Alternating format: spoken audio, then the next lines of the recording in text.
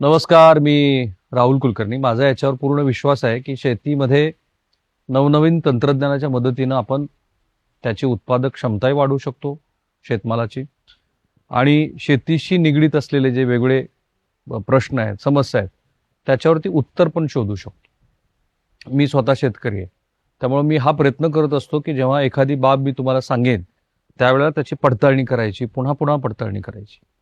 आजचा एपिसोड हा बोरवेलमधलं पाणी वाढवण्याच्या दृष्टीनं महत्त्वाचा आहे.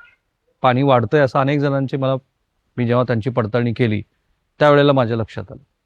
सगळ्यात त्याहून महत्त्वाचं म्हणजे आपल्या बोरवेलच्या पाण्यामध्ये जे हार्ड वॉटर आपण ज्याला म्हणतो, की ज्याच्यामध्ये इतके सगळे रासायनिक घटक आहेत की ज्यामुळं शेतजमीन क्षारपड होणं, तुमच्या घरामध्ये सुद्धा जे पाणी तुम्ही वापरतं ते केस धुण्यासाठी लायक नसणं, पोटाचे वेगवेगळे आजार, अनेकांचं म्हणणं असं आहे की तुमची केस पांढरी होतात त्याचंही मुख्य कारण ते आहे.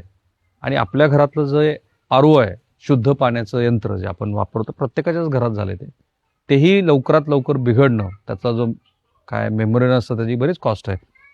तर ह्याची मी पडताळणी केली आणि मला लक्षात आलं की आत्ता ज्यांचा मी परिचय करून देणार आहे त्यांच्याकडे ह्या संदर्भातलं एक चांगलं तंत्रज्ञान आहे.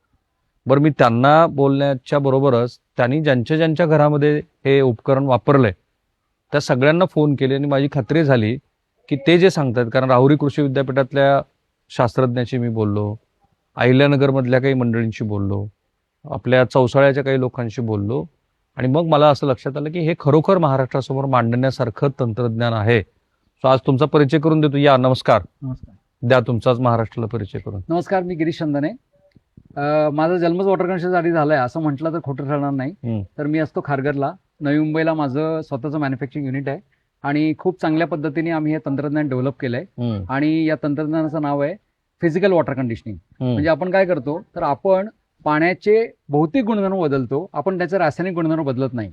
आपण सगळे भौतिक गुणधर्म बदलतो म्हणजे पाण्याला प्युरिफाय करण्यासाठी आता 3 पर्याय आहेत. एक म्हणजे पहिला आरो प्युरिफायर, त्याच्यानंतर दुसरा पर्याय म्हणजे तुमचं रेझिन सॉफ्टनर.